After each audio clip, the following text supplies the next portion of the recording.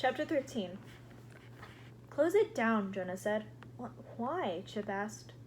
Jonah stepped back from the counter, far enough away that the words were just indistinct squiggles. I don't want to know anything else, he said. He felt overwhelmed suddenly, everything catching up with him at once.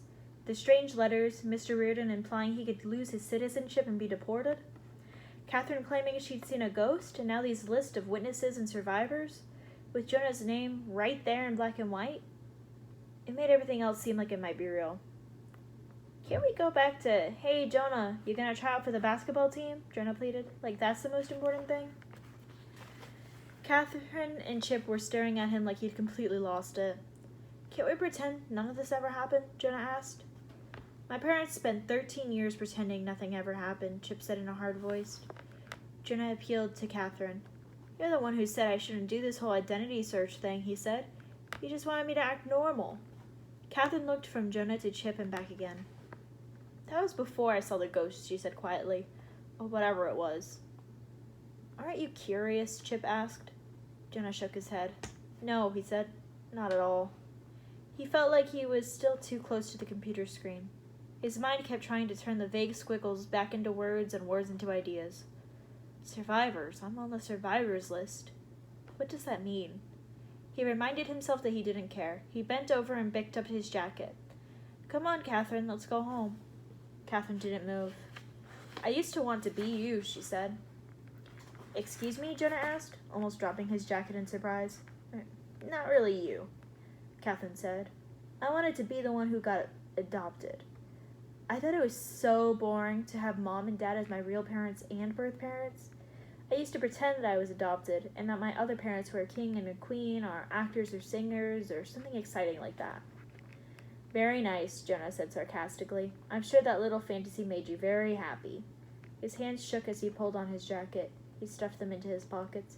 My other parents are probably drug dealers, he said. Smugglers, wanted by the FBI. Catherine shook her head.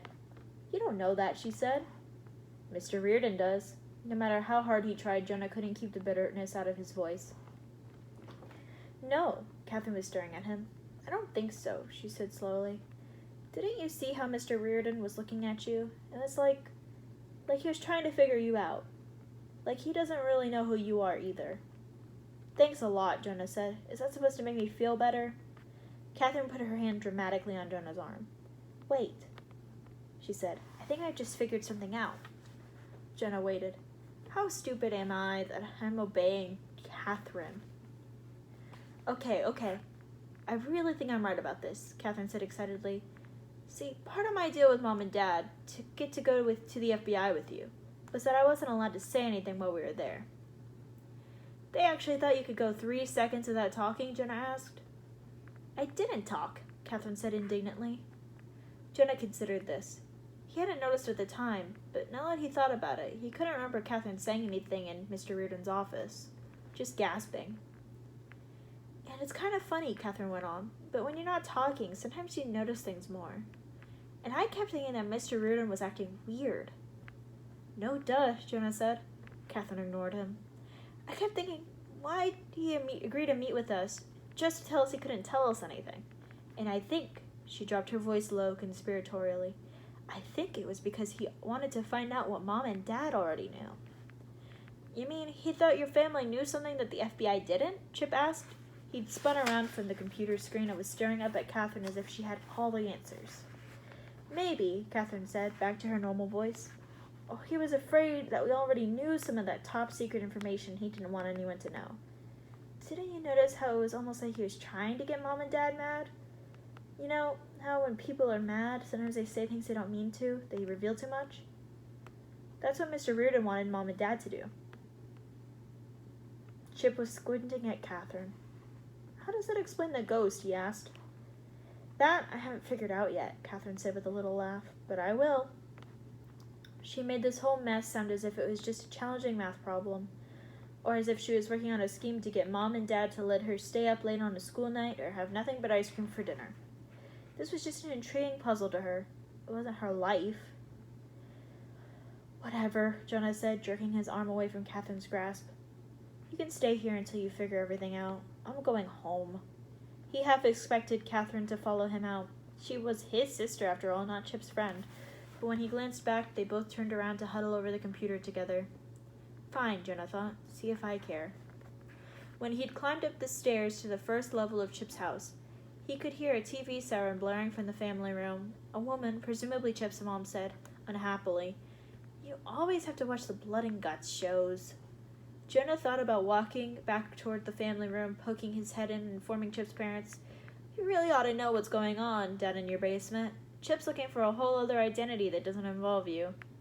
Instead, he turned through the dark dining room and slipped out the front door. Outside, a new thought occurred to him. Chip had pretty much admitted that he had a crush on Catherine. What if Catherine had a crush on Chip, too? What if that's what this is all about?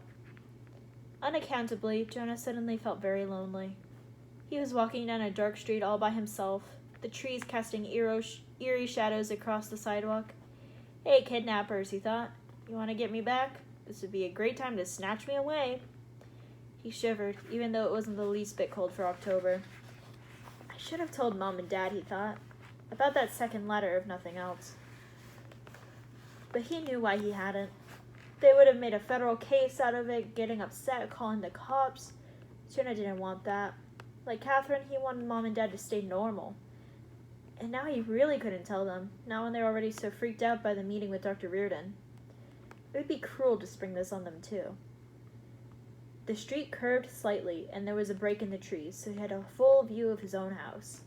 Mom had chrysanthemums planted along the sidewalk and along the front fence, which is actually white picket.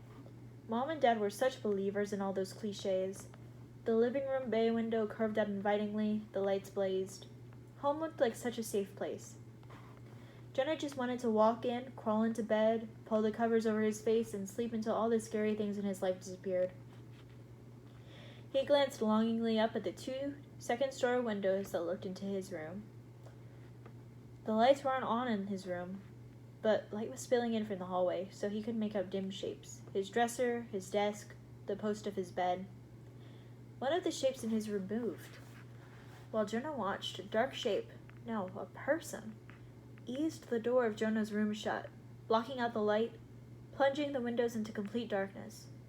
But then a smaller light, a flashlight, a pen light, clicked on, hovering over Jonah's desk.